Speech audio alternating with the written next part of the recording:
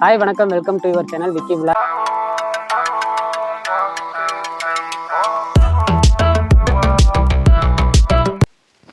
இப்போ பார்த்தீங்கன்னா டைம் 8 மணி ஆகுது. இப்போவே பைக்கு கார்லாம் நிறைய வந்துருச்சு. இன்னும் கூட்டம் அதிகம் வரும்னு நினைக்கிறேன்.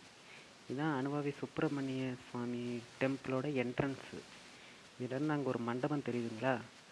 அந்த மண்டபத்தில் போனோம்னா இந்த மண்டபத்துலேருந்து அப்படியே லெஃப்ட் சைடில் ஒரு சின்ன பாதை தான் காட்டுக்குள்ளே போகிற மாதிரி இருக்கும். அதில் போனால் உள்ளே ஒரு கருப்பசாமி கோயில் இருக்குது. எல்லோரும் மிஸ் பண்ணாமல் அங்கே போயிட்டு வந்துடுங்க. நான் போகும்போது ஒரு சிலர் அந்த பக்கம் போகிறதில்ல, அப்படியே நேராக மலைக்கு போயிட்டு வந்துடுறாங்க. இப்போ நம்ம 140வது படி ஏறியாச்சு. பார்த்தாலே தெரியும் உங்களுக்கு, சுற்றி காடு தான். காட்டுக்கு நடுவில் தான் இந்த கோயிலை அமைஞ்சிருக்கிற மாதிரி தெரியும். அப்படியே மேலே ஏறிக்கிட்டு இருக்கும்போது பாதி வழியிலே பார்த்தா தெரியும், இங்கே ஒரு குகை தெரியுதுங்களா? இந்த குகையில் தான் மருதமலையிலேருந்து பாம்பாட்டி சித்தர் இங்கே தவம் செஞ்சிட்டு போனதாக சொல்லப்படுது. ஆரம்ப காலகட்டத்தில் இங்கேயும் தவம் செஞ்சுட்டு போயிருக்காரு அப்படின்னு சொல்கிறாங்க. அப்புறம் இந்த மலையில் ஒரு தண்ணி நீரூற்று வருது தெரியுதுங்களா? இதுதான் முருகரால் உருவாக்கப்பட்ட நீரூற்றான்.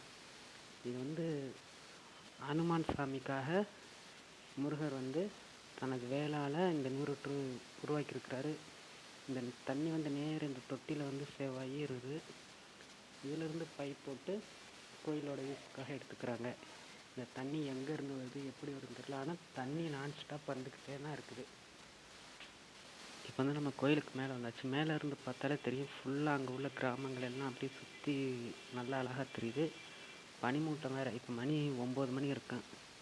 நம்ம அப்படியே பொறுமையாக தான் இருக்கும். பனிமூட்டமாக வேறு இருக்குது. இப்போ பார்த்திங்கன்னா டைம் 11 ஆச்சு. இப்போ இங்கே கீழே அன்னதானம் எல்லாம் போட ஆரம்பிச்சிட்டாங்க. இந்த இதுக்கு அன்னதானத்துக்கு பக்கத்துலேயே ஆப்போசிட்லேயே முருகன் கோயில் இருக்குது. இப்போ நம்ம மேலே சிவன் கோயிலுக்கு போகிறதுக்காக வந்துட்டோம். கீழே முருகன் கோயில், அதை ஒட்டி அப்படியே மேலே ஏறினா சிவன் கோயில். பார்த்திங்களா, இதுக்கு மேலே அப்படியே போனோம்னா சிவன் கோயிலுக்கு போயிடலாம். இங்கே உள்ள சிவனை அருணாச்சலேஸ்வரர்னு சொல்கிறாங்க. இந்த சிவன் கோயிலேருந்து அப்படியே மேலே ஏறி காட்டுப்பாதையில் போனோம்னா மருதமலைக்கும் போயிடலாம். அப்படியே ஆப்போசிட்டில் போயிடலான்னு சொல்கிறாங்க. இப்போ நம்ம மருதமலையில் தான் இருக்கோம். மருதமலை சுப்பிரமணிய சுவாமி திருக்கோவில் போர்டை பார்த்தாலே தெரியும். கோயிலுக்கு ஏறி வரும்போது ஃபஸ்ட்டு தான் தோன்றி விநாயகர்னு சுயம்பாகவே தானாக தோன்ற விநாயகர் இருக்காங்க, பார்த்துக்கோங்க. அப்படியே மேலே வந்தீங்கன்னா இன்றைக்கி மேலே பார்த்திங்கன்னா அதிகமான கூட்டம். இது வரைக்கும் நான் 5 டைம் மருதமலைக்கு வந்திருக்கேன். 5 டயத்துலையுமே இன்றைக்கி தான் ரொம்ப அதிகமான கூட்டம் இருக்குது. ஆனால் உள்ளே நம்மளால் போய் வீடியோ எடுக்க முடியாது, ஃபோட்டோஸ் எடுக்க முடியாது. வந்தீங்கன்னா மிஸ் பண்ணாமல் தான் தோன்றி விநாயகர் பார்த்துக்குங்க. அப்புறம் மேலே ஏறினோன்னா பஞ்சமுக விநாயகர் இருக்கிறாங்க, அவங்களையும் பார்த்துட்டு அப்படியே முருகரை தரிசனம் பண்ணிட்டு போயிடுங்க. அது மட்டும் இல்லாமல் 18 சித்தர்கள் ஒருவரான பாம்பாட்டி சித்தர் குகை கோயில் இங்கே இருக்குது. அதையும் மிஸ் பண்ணாதீங்க. அதையும் அப்படியே பார்த்துட்டு போயிடலாம். கோபுர தரிசனம் கோடி புண்ணியன்னு சொல்லுவாங்க. இப்போ நான் அந்த கோபுரத்தை காட்டுக்கிறேன், எல்லோரும் பார்த்து கும்பிட்டுக்கோங்க. உங்கள் எல்லாத்துக்கும் கோடி புண்ணியம் கிடைக்கும்.